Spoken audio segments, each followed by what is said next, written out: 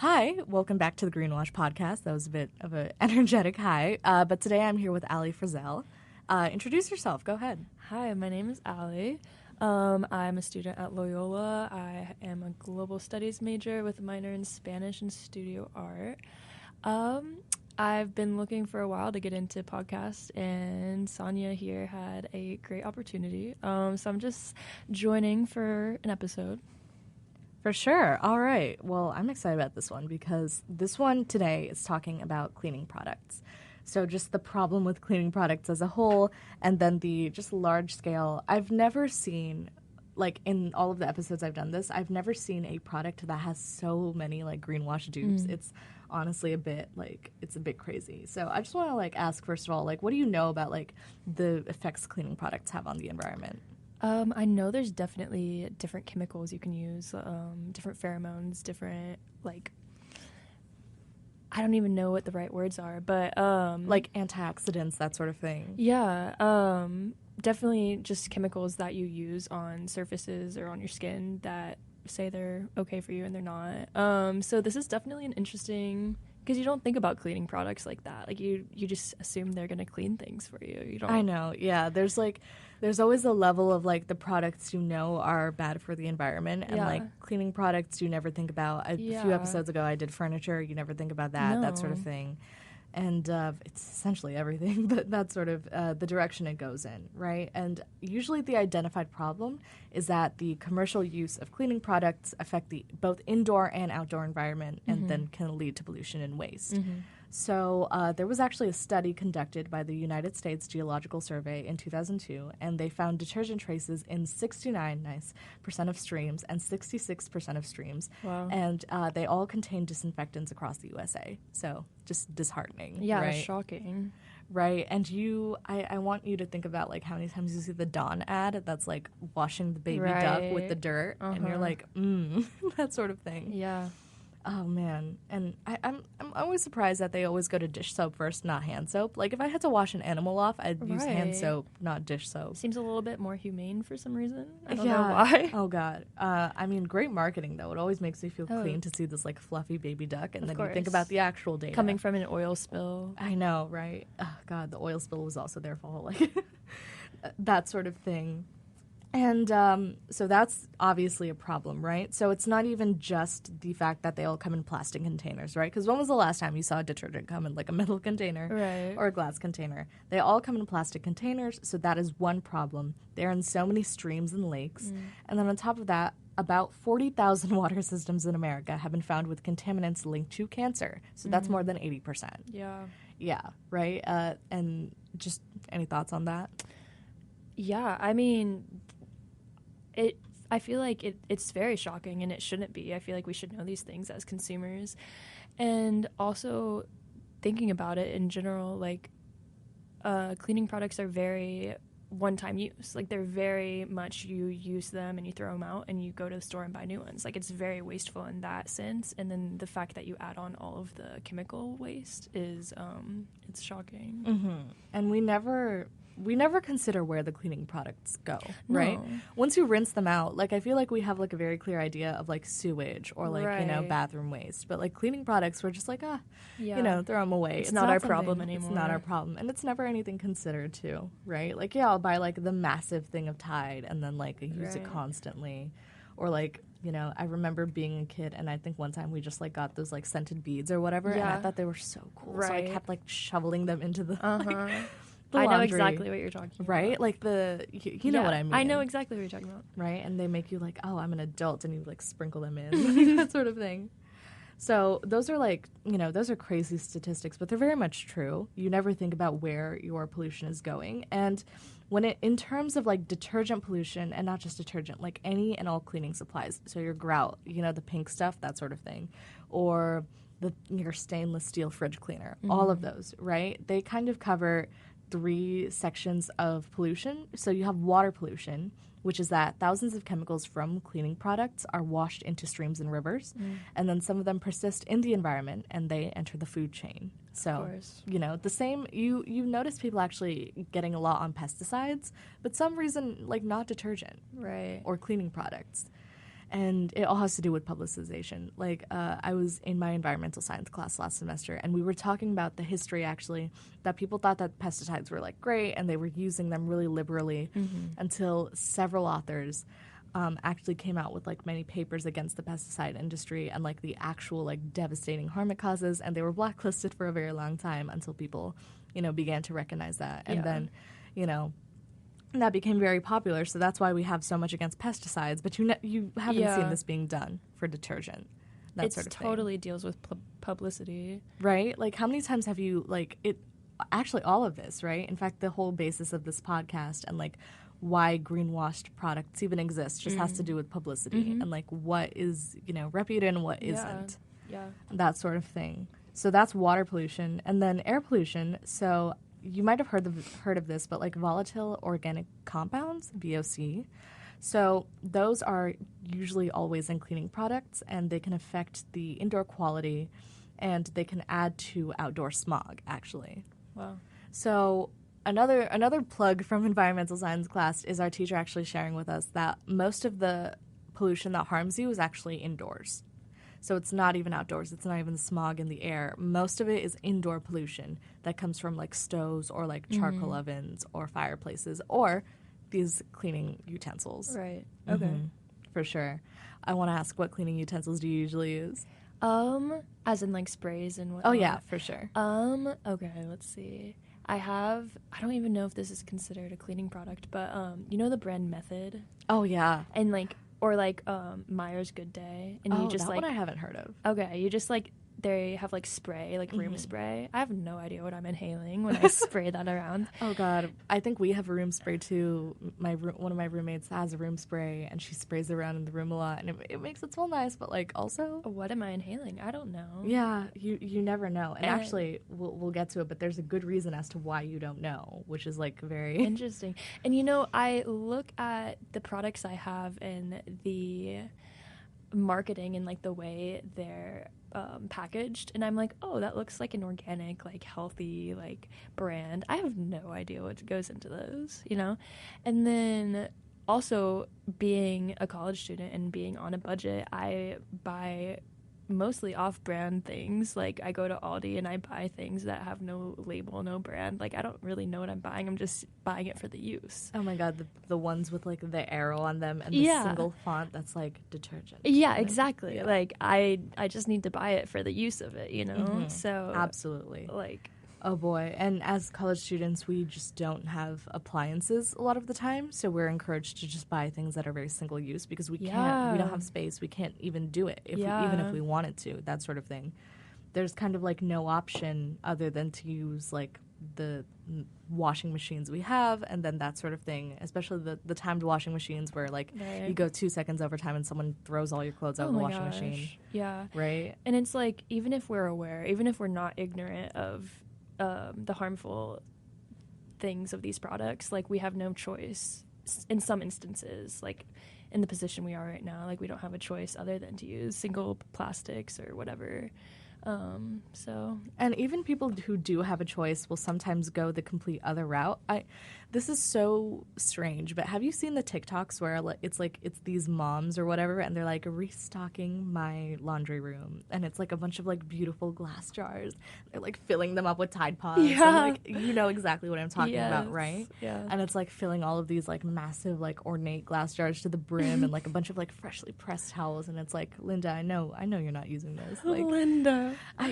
Come on, like, let's be real. I know you're not using it. I know your husband's not using it. I know your, like, 7-year-old named Tucker or whatever is not using it. Like, that sort of thing. And there's always, like, they always make the jars empty, and you know they're not. Like, I just want, that sort of thing where you want to think, like, I think one I saw was, like, doing all of that where she was filling, like, this jar with a bunch of Tide Pods or whatever.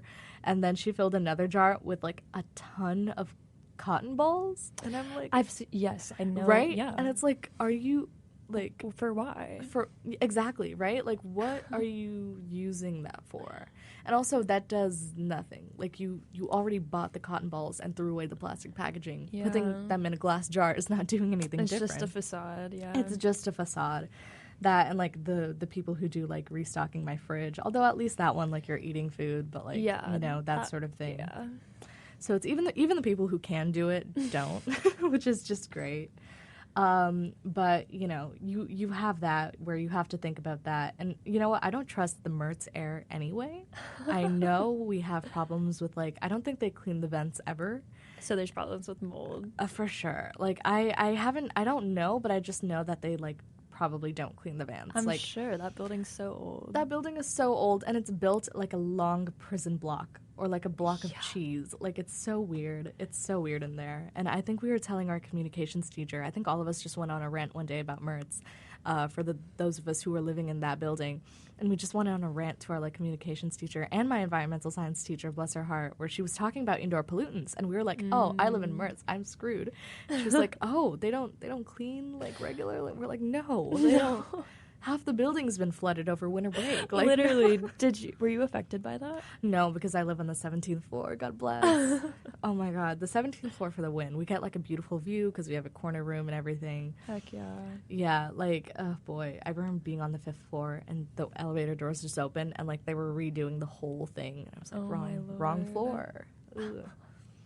Yeah, there's a brief. At least they've redone the elevators. That's good. So they used to have a bunch of I don't know, paper all over the walls and floor of the elevator because they were redoing it, but they were still letting us use it. And someone got in trouble because they drew a little spider on the floor of it, and people were getting jump scared. Oh boy, Mertz is something else. It's an experience, but indoor pollutants is the big thing, and then that's the conclusion. Don't live in Mertz because no matter what you do, you will never be safe. But then you have waste. So once again, going back to those TikTok people, and not just them, mini containers are not made of recyclable materials. You've never seen a glass detergent container, and I know there are certain businesses that have started this habit of we're going to ship you a container and you can keep refilling it. Right, I've seen that before. Right, too. Which products have you seen that for? Because actually they're slipping my mind now. I've seen that with liquid detergent or Downy or whatever, and you buy it in bulk and then you just keep refilling it, so you don't have to keep rebuy, or I've seen that with hand soap. You buy a big thing of hand soap and then you just refill it, so you don't have to. Hand soap, yeah, actually we do that. So I think hand soap is the one of the places at least where that's working, so that's good. But yeah, usually detergent, most commonly people are buying detergent in the plastic containers and then they're just buying more of that. And that's essentially how it's going. They're not refilling it in the same way, right? Yeah. They're not doing the hand soap method where even though you're refilling it, it's coming in such a large container that it's not a bunch of small individual ones. Yeah. It's reducing the waste. I feel an important question is, what's the alternative?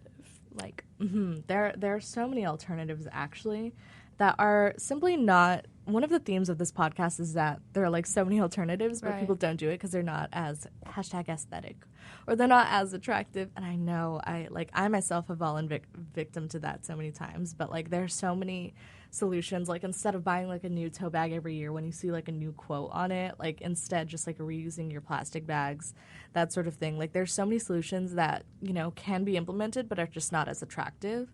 Or because we live in such a consumer society. It's really good that you bring that up, because another theme at the second reason isn't even just that it's not that attractive. On a larger scale, basically this entire thing can just be summed up by people want to solve their problems by buying more things, not by changing their habits. Yeah, and I fall victim to that. Yeah. Right? You want to solve how do I solve my plastic waste? I want to buy this cool glass thing, or I want to do this, I want to do that, instead of just using less of what you're using or changing your habits. And we've always brought up that it's always going to be, and the reason people fall into this, or the reason that companies also push this rather than just personal gain, is also just that it's so much easier usually to just promote a new product instead of promoting changing a psyche, right? It's always easier to tell Americans to buy this or buy that than to tell them to change their lifestyle or to change their habits, even if it's something that's not super, integral to who they are. Yeah.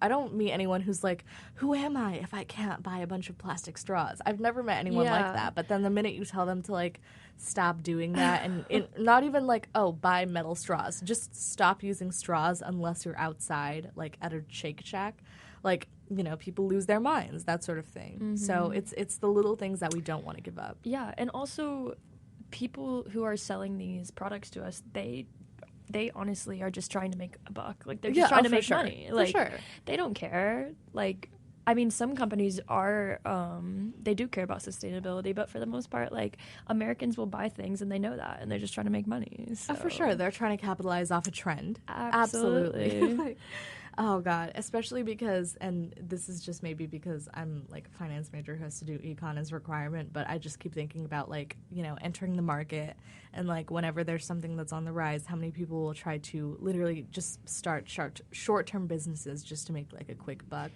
And, you know, very much, like, push something until it's dead, that sort of thing. Like, if you think about and this was, like, one of the very, like, early episodes I did, but it was on paper straws and why, like, Americans hate paper straws. And paper straws aren't even that great, honestly. Yeah. And, like, you'd be better off with, like, a metal straw, but only if you actually reuse that metal straw, like, for more than 1 year, that sort of thing. And I still remember all of those ads I used to get of, like, you know, the silicone straw that, like, looks like it's in an AirPod case? I think so. Right? Like, back in, like, 2020 when, like, the Visco Girl trend was going on. So many things were going on in 2020. Oh, my God. That was an era. Like, I listen, I can't believe that we're, like, past that era now, that we can now reminisce on it. I know. It's actually insane that we've stepped out of it. Oh, my God. I remember, like, we saw The Glass Onion, and someone was like, so this was back in COVID era, and I was like, oh, my God.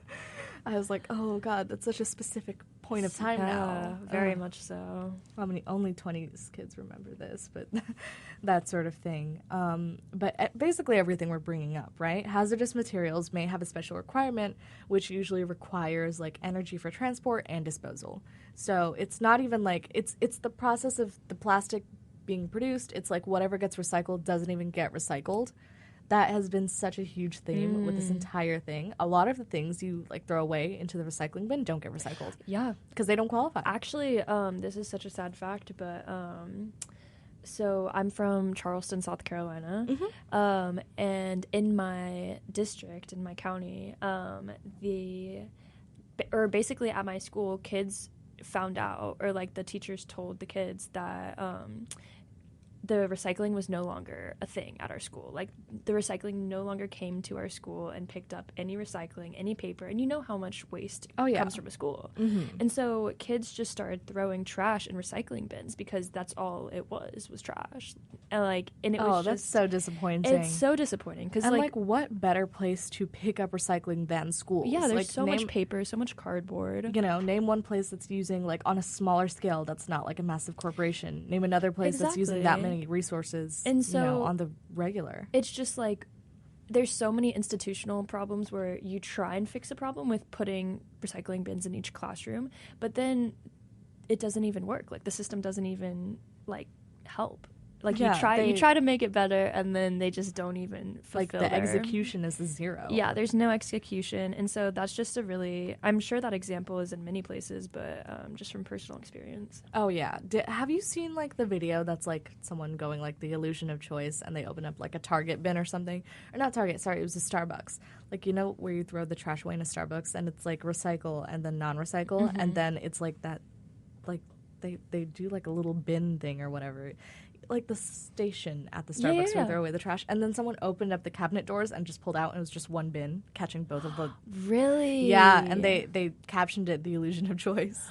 Wow. Yeah, that's fun. It's so bad, like, that sort of thing. That's really bad. It's really bad. Like, that's truly just what's happening on such a large scale. And in fact, some of the things, you know, that we've covered, it's like sometimes it's not even just institutional neglect of these sort of recycled materials. Sometimes, and I think I covered this, like, last episode, but sometimes, like, what's that sound going around? I'm making so many social media references today, but, like, that sound that, like, went around some time back that was like, hey, kids, just in case you think the government wouldn't do that, yes, they would. Like, that sort of thing. Maybe. I had never been more reminded of it than last episode when I was searching up, like, e-waste, which is, you know, all, like, these computerized parts and, like, digital chips. And that's such a big topic. Right? That sort of thing. Like, oh, what happens to e-waste? Well, to formally recycle e-waste, it's very difficult and expensive. And so instead of doing that, many governments and companies will just take up their e-waste and dump them in third world countries in waste. Yeah, I've talked about that in my global studies Oh my God, class. really? Yeah. The minute you said global studies, I was thinking like that is a very global issue. Actually, do you want to say anything about that? Yeah, so last semester I took a global studies class, and we talked about exactly that. There is a picture of these women in either Bangladesh or India, and they were literally just rummaging through piles and piles of like what are those things in computers? They're just like green plates, and then they have like all the doodads Oh, like on the them. hard drives or like the motherboards. Yes. So there is piles upon piles of those, and they were just rummaging through them. I don't know if they were trying to get metal from them or what they were doing, but they're extracting something that would make them money. But just so much waste, and not even just e-waste, but like so much waste. A lot of textile waste is dumped in third world countries, just so it doesn't become our problem anymore. And it's so terrible. It like declines their economy, even when their economy was bad, and it just like is terrible for the people that live there. The pollution it's just awful. You know, the pollution, and then on top of that, like the sheer amount of child labor they employ just to go through that. Like most of the workers are just children, and then on top of that, like the amount of like security issues that you have from that, just because like all of the gold that can be pirated from there, which is the thing, because like there's a lot of gold and a lot of like hard parts of tech. And then on top of that, like if God forbid, but if like computers that are thrown away are still working, you know, digital pirates will come across those computers and try to get like passwords and stuff from that, or like, you know, anything, that sort of thing. And then just speaking on like how terrible that is for like the people who work there, same thing happens when it comes to just cleaning products and, you know, our soaps and detergents and sprays. So according to the Bureau of Labor Statistics, more than 2.1 million janitors work in the U.S., and then about 6% of those janitors experience workplace injury from chemical exposure. Wow. And then those are the ones that have gotten so bad that they had to report it. And you think about how many haven't reached that level, right? So that is usually, like, the amount of cleaning supplies, like, the average person uses, like, it's not going to be enough to inflict this type of damage. But if that's your line of work. Yeah, right, exactly. If that's your line of work, what are you supposed to do, right? It's not even, this is one of those products that it's not even just posing, like, an environmental impact. It is directly toxic to humans, you know, and living creatures. So, you know, these are all obviously issues, right? So then the solution comes along and people start to proclaim that, of course, going green is better for the environment, and that green chemicals get the building clean with less indoor air pollution. And, of course, they're also less harmful to custodial workers and building occupants, right? So now you see the new green wave that we have, as is the pattern with all of these things that I cover, where it's like, this is our problem. Okay, what's our solution? A new product, of course. You know, a new product that can do this so much better. Like, have you, what kind of green detergents, before I get into this, have you kind of seen? I don't know necessarily, because I use Tide Pods. Same. Oh, God. I can't even, I fully use Tide Pods. Because I assume we get them from the same Target that's right outside the university building. Yeah, exactly. Right? So, I mean, I'm definitely a part of this whole scheme as well. I mean, most of us are. Most of us are, because it's like, you know, it's so institutional that at this point it's like, can you even do anything, even if you make individual change? And then, like, realistically, you as a college student, you know, you're going to go to the store nearest to you. Yeah. Because you probably don't have a car. And then on top of that, you're going to just buy whatever's in there. I haven't, in that Target at least, I have not seen any, like, super, you know, at least marketed as green detergent, you know? Mm-hmm. So I can't even, like, where am I supposed to go after that? Like, you know, the CVS? Which also I'm pretty sure doesn't have that either, because I think they share, like, half of their, honestly, I think they share half of their stock, like, half of their inventory, because they have, like, they have the same stuff in there. Really? In fact, the CVS marks it up a little bit. Of course it does. Yeah, I really thought that CVS would be, like, a little bit cheaper than Target. And CVS is expensive. Yeah, I went in there and it's, like, more expensive. I'm like, what? I mean, so is Target. I practically live at Aldi because it's so cheap. Where's the Aldi you go to? Like, it's, like, you know the McDonald's that's close to campus? Oh, like the one, Green like, Element. yeah, when I come back on the shuttle from, like, because I do classes here, I see it, and I'm like, wow. Like, yeah. Oh, it's by there? Yep. Oh, so you just walk there? Mm-hmm. Oh, man, it's going to be like a half an hour walk, or... Well, I live closer to it than you do. Oh, okay. Oh, right, because San Fran, so it's a little bit closer. Yeah. Okay, that's good. Yeah, Mertz. Mirth is something else, but that sort of thing. Okay, enough mirth slander. But basically, we come to this conclusion that, okay, we want green products, right? That's our solution. And then they say that they should have all of these characteristics. So they say it should be biodegradable. It should have low toxicity. It should have a low VOC content, which we said are like the air pollutants. Minimal packaging, and then produced with just less energy, because there's also that silent cost of production and how much carbon it takes up, which I always bring up, because that's also like usually one of the number one problems with greenwashed products is that they'll be like, this product is better. And then you go and look into how much carbon it took up to make that and transport it. And it's always usually more, in fact, than like the original, usually plastic product. So, biodegradable, natural, and non-toxic, those three traits are environmentally friendly promises that are kind of plastered across many household products.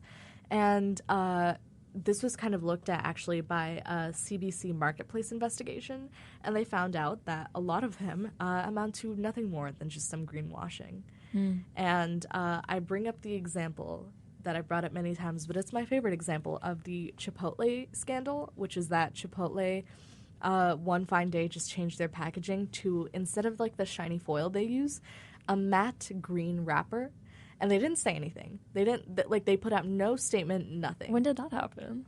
So they actually, I think this was actually around 2020. Like, they kind of did this, like, not that long ago, like, just, like, 2-ish years ago. Okay.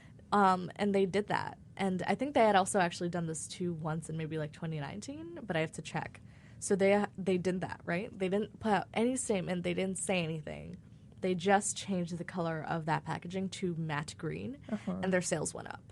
Because people thought that just by seeing that, people thought that somehow this was like more environmentally friendly packaging, and therefore Chipotle, like healthier for you. Exactly, right? And right, they thought that like, oh, this is like, this must be biodegradable. Look at it, it's matte and green. Oh my god, right? Yeah, that sort of thing. Color has so much to do in marketing. Oh god, we really are so psychologically oriented. We're so easily manipulated by so many things. Like there's like sometimes not an ounce of like just clear thinking in that what many people do, right?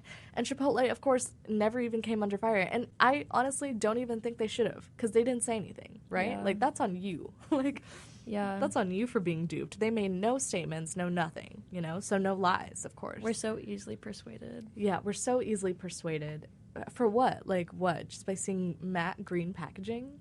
Oh, boy. It triggers something, though. It very much triggers something. And then there are a lot of, like, you mentioned beforehand, actually, just now, that you were seeing, like, a lot of products that, are like, oh, plant-based, like, da-da-da-da. And then you just put in the cart, and you don't really know what's in it, right? And you don't really know if this is, like, super good or not. And, of course, everyone has noticed this. So Adria Frizzell, who's a columnist and the author of the Ecoholic book series, said that, there's so much greenwash on the shelves today, it's just overwhelming. It's like a tsunami of greenwash, actually. So I need to ask, like, how much have you noticed? Definitely in recent years. I mean, definitely in the past 3 years. I'd say since 2020 or before. I mean, brands have definitely marketed off of greenwashing and trying to get, because there is a larger consumer base that is more eco-friendly, as like that becomes a larger issue and people are more aware of it. And when companies do that, I think they're seen as more proactive, even if they're not even doing anything except changing their advertising. So it's very prevalent if you look. Like, if you're not aware, you're just going to see right past it. But if you're looking for it, like, it's so apparent.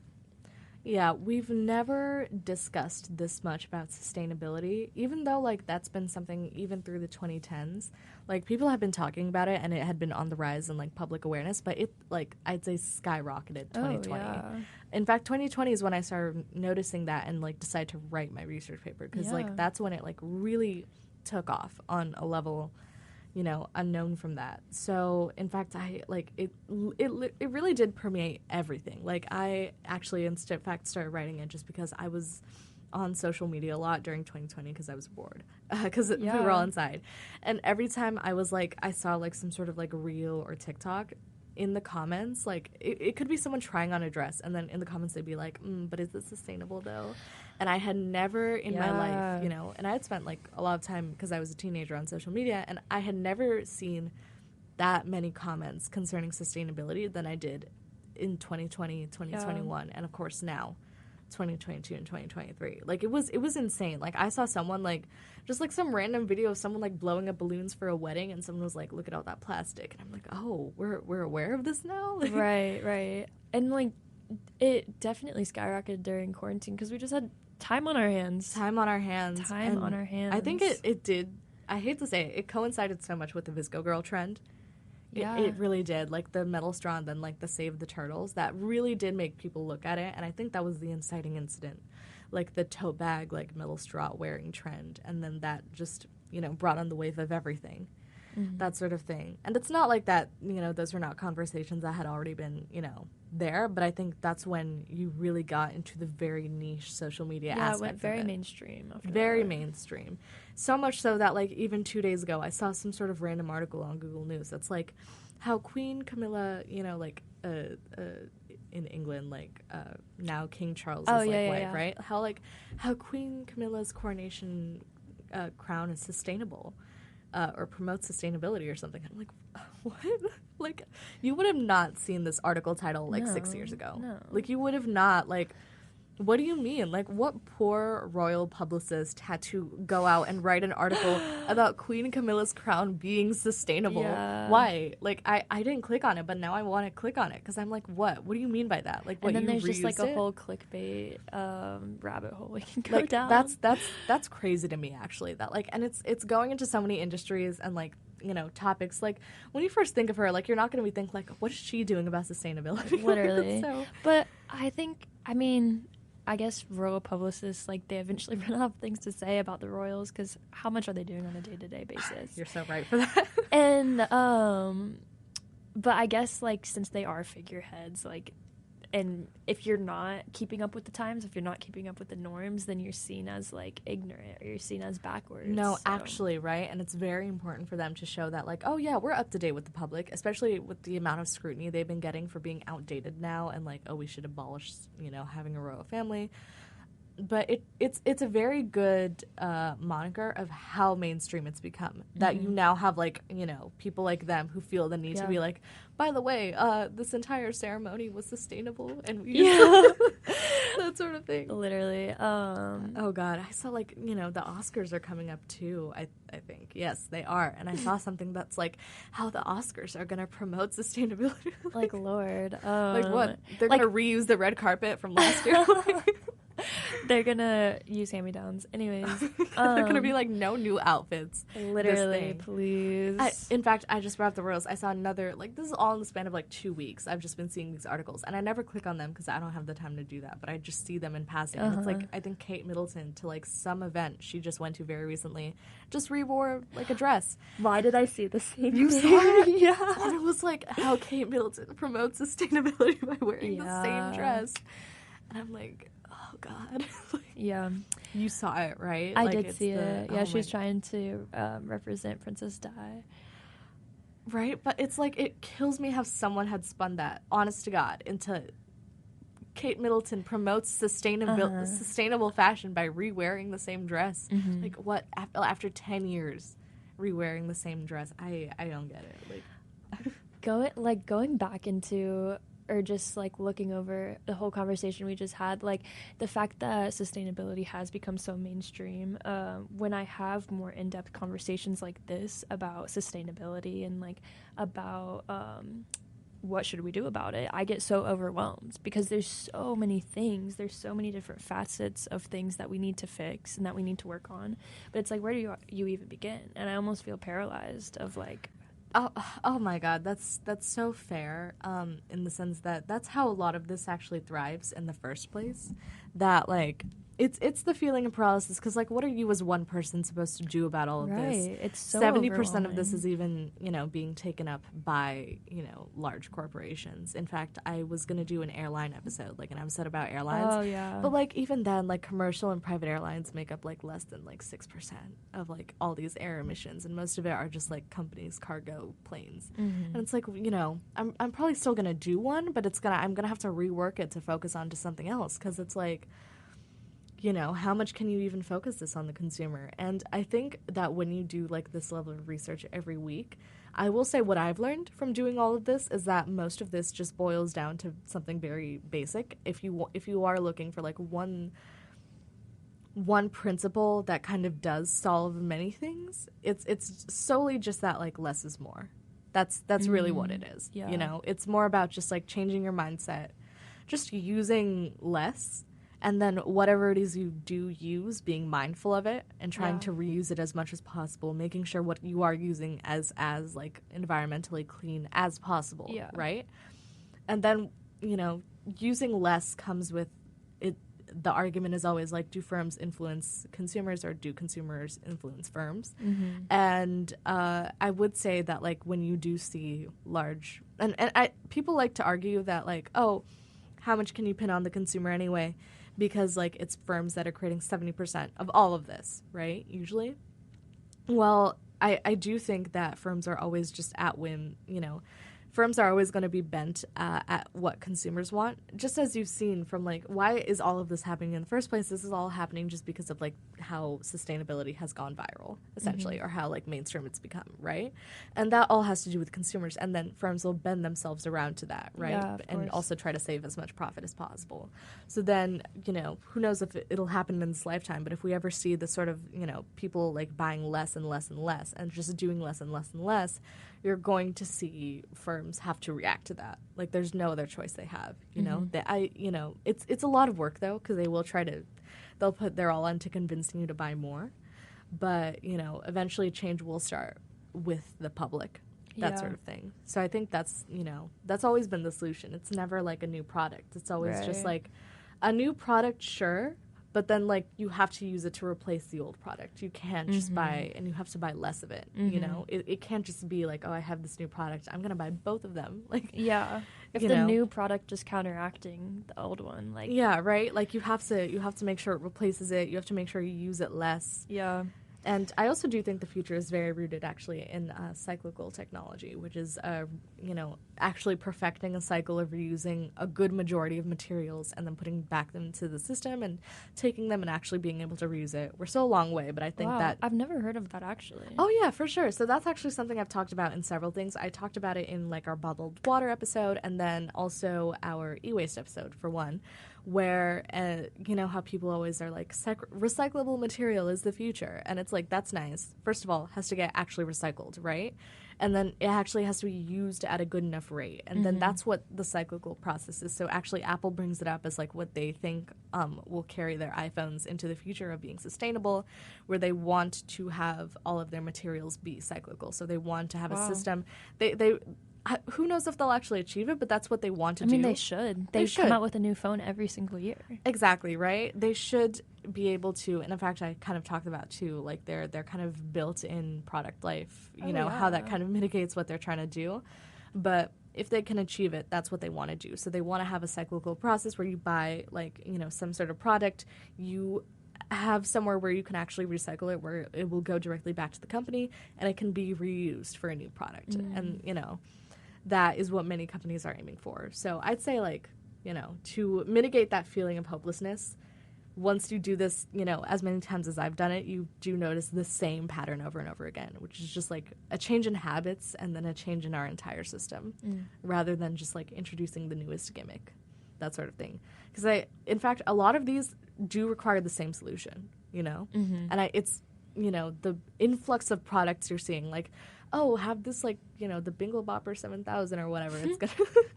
It's gonna like, it uses like 10% less plastic. Blah, blah, blah. Like, all of these different products are what's making you feel overwhelmed. The barrage of companies that are like targeting you with ads that are like this and this, buy this and this. That's what's making you feel overwhelmed. And it's like, how much do I have to replace in my life? That sort of thing. Yeah, I think the most important part of these conversations is just coming out of them more mindful and more aware of your situation. And if you don't have these conversations, you're not gonna have that type of mindfulness. So even if we're not currently fixing anything, like in this session, like it's so important that we're talking about it. It's very important that we're talking about it, and not even just talking about it like at one stage, talking like full circle, like this is a problem, this is a solution, but why that's not actually a solution, and what's the real solution, that sort of thing. And so when we get into like how many brands are kind of tricking you, for one, like many brands are like, you know, they say that they help save wildlife and like they're good for animals specifically and that they're good for the environment in that sense. But many actually contain triclosan, which is an antibacterial agent, and it was declared officially toxic to aquatic life. And many environmental groups have actually called for it to be banned. So, you know, you say one thing in your advertisements, but then this is what you're filling your detergent with, and it's very counteractive. And then we bring up the list of terms that kind of trick consumers into thinking that something is environmentally friendly with no certification and no confirmation that it actually is.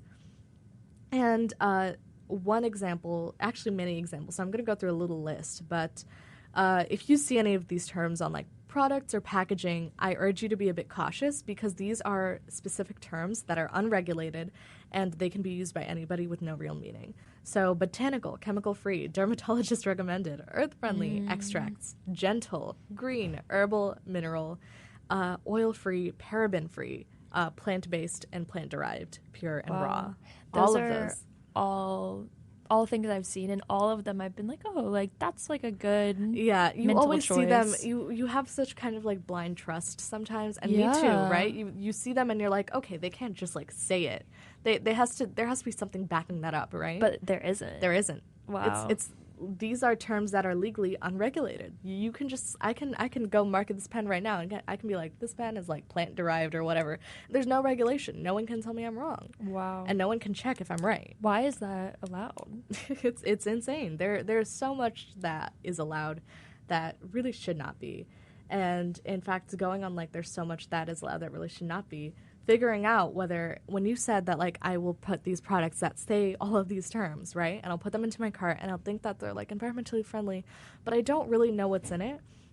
It's not even your fault because figuring out whether products are actually environmentally friendly can be really challenging because there are no current laws in the US or Canada for companies to publish all of the ingredients they use on the label of cleaning products. So you have ingredients for food. Sometimes you'll have materials for clothes. You usually will not see ingredients on the back of cleaning products, actually. So you can probably go pick up, like, Tide Pods or whatever, and if you actually check the back, no. Very interesting. Yeah, and we never realized it, in fact. I remember seeing this, and I went to see our Tide Pods packet. There aren't any. Like, I am so used to seeing, like, ingredients or makeup on everything. Yeah. I almost somehow assume that it's regulated for everything. Right. When it really isn't, you know? Wow. And that's the one thing where you really do want to know the ingredients or like what's in it. Yeah. Yeah, and zero regulation. The same way, that's what we're seeing a lot. There's a lot of talk, but there's like not a lot of governmental environmental regulation, that sort of thing. And sometimes when there is, it doesn't always go the way you want it. Mm-hmm. So, you know, we know all of this. This is a very grim outlook, but it's like, what do we do about it? That sort of thing. And it just comes back to what I've said many times before. First of all, just thinking about, do I need that cleaning product? So this is actually more of a controversial take, but it is something that is very based in truth, which is that, like, when you have your arsenal of cleaning products, one to clean your fridge, one to clean your countertops, one to clean your pipes, do you really need all of them? Yeah. I think people underestimate actually how well white vinegar, baking soda, and lemon work.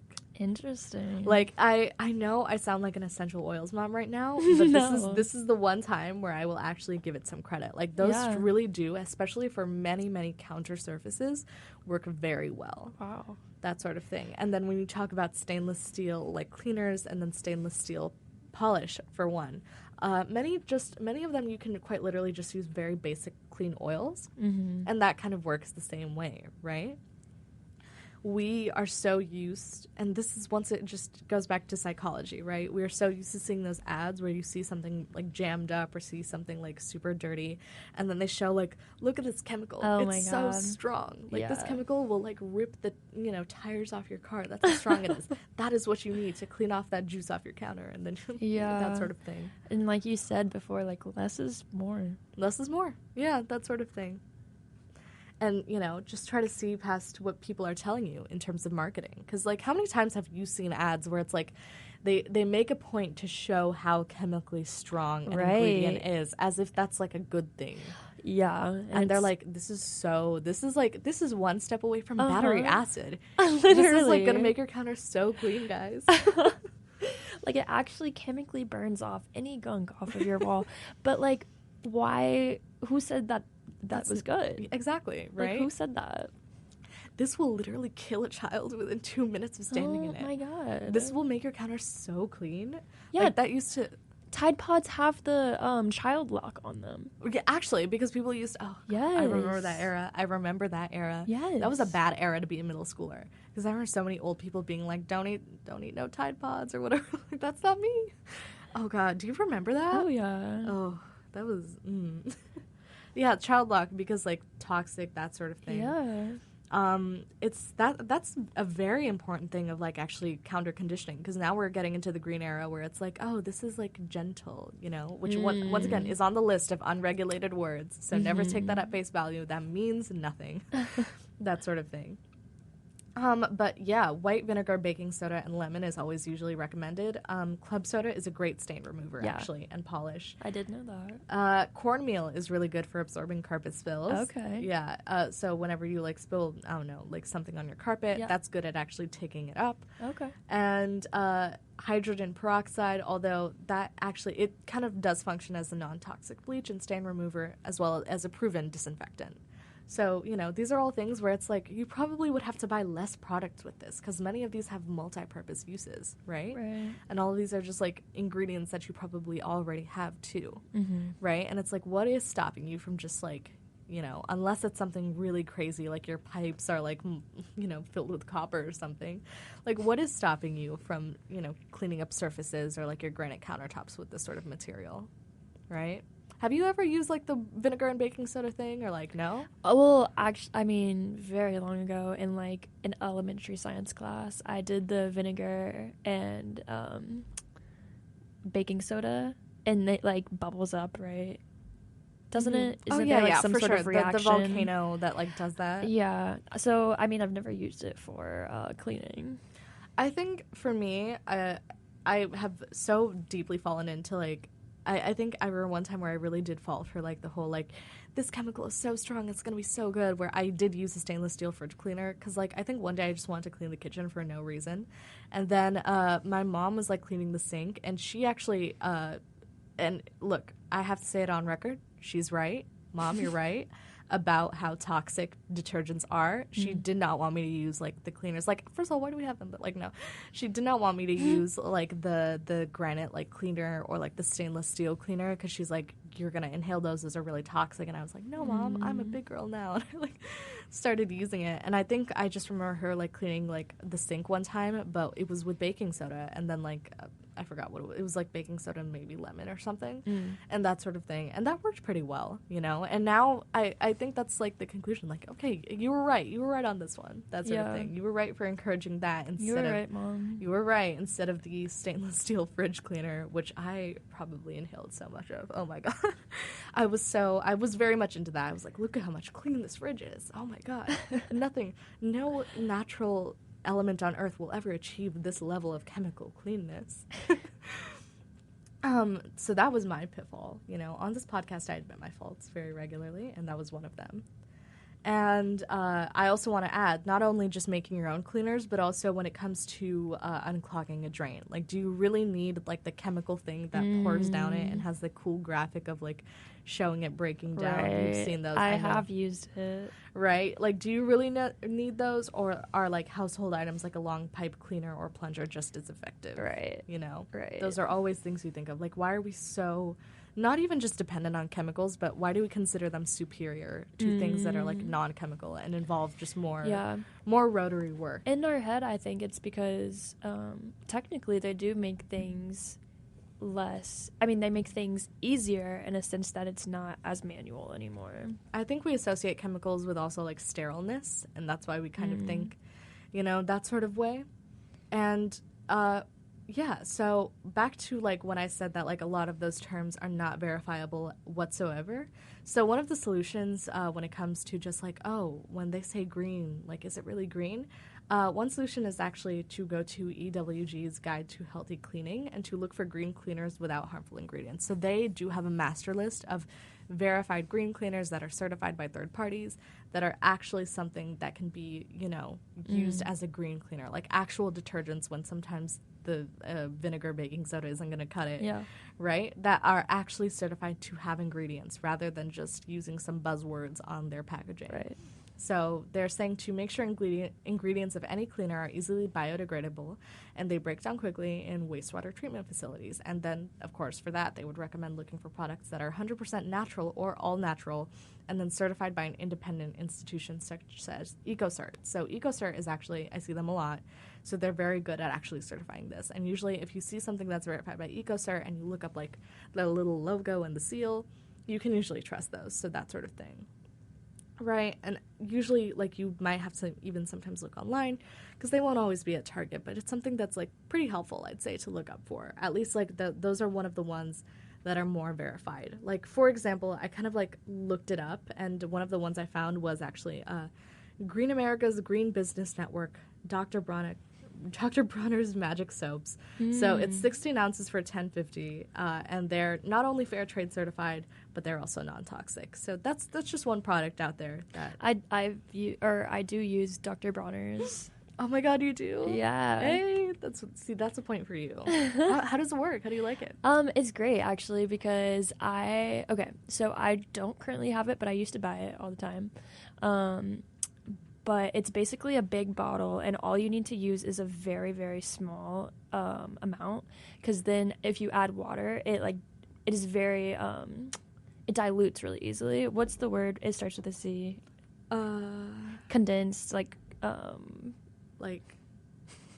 concentrated. Concentrated. It's very concentrated. And so you have to use a lot of water to dilute it. And so basically, it lasts you such a long time. That's really good, actually. Like for that price, that's pretty good. It lasts you a long time, like months, I would say, where other soap you have to refill often, especially body soap. Mm-hmm. Dove, I'm looking at you. That sort of thing. That's actually really great. See, this is the second time we've brought up a product and someone has already bought it or used it, which makes me a bit happy. Yeah. I think last time I brought up Liquid Death, and Imani was like, I use Liquid Death all the time. Oh my God. Which is canned water, so that sort of thing. I even brought it up to my roommate, and she was like, I know Liquid Death. And I'm like, did everyone know except for me? Yeah, I know what Liquid Death is. I've never used it, though, before. That's true. It's such a great idea, though. Like, not only just canned water, but also, like, for people, they actually do donate a lot to people who are, like, recovering from alcohol abuse. Okay. Because, like, the thing is, like, when you say Liquid Death, it sounds like some, like, It crazy, looks like a beer can. It looks like a beer can or, like, some crazy energy drink. So Right. people will take Liquid Death and then go to parties so that, like, they don't look awkward, but they can just drink water or, like, anything they want, that sort of thing, which I think was pretty cool. Interesting. Yeah, and that almost kind of wraps it up. And then if you want to look for the whole list of, like, I'd mentioned some sort of, like, ways or, like, cleaners you can make yourself. But if you want a more extensive list, you can go to greenamerica.org, Ways to Clean Green. And that one has a much larger list along with the EWG certification. And that almost kind of wraps it up. So I think we've covered quite a lot, actually, today. Yeah. And any final thoughts? No, I just think this was a very interesting topic. We got into so many subtopics, of course. Oh, yeah, for sure. That's always how it goes. There's always some sort of tangent we go on every time. Yeah, this was great, though. All right. Well, thank you very much. And I think the closing statement for today was mainly just less is more. Yeah. That sort of thing. Less is more. Listen to your mom when she tells you not to use the 20-power stainless steel cleaner because you want the fridge to look shiny. Yeah. And just be mindful of what people are telling you. Absolutely. Look into the next time you see the hit list of terms, the next be time aware. you see something that's called plant-based. Stay vigilant out Stay there. vigilant. That's a good one, actually. Stay vigilant. So I think I'm probably going to end it there. And thank you all for listening. And I will see you next episode for the Greenwash podcast. Thank you. You want to say thanks? Just thanks for having me on. This was great. Oh, yeah, no problem. I really enjoyed having you on. I love it when people, like, just come on and like always contribute. It's always super fun for me. Otherwise, I'm talking to myself in this room. All right. Well, I will see you next time.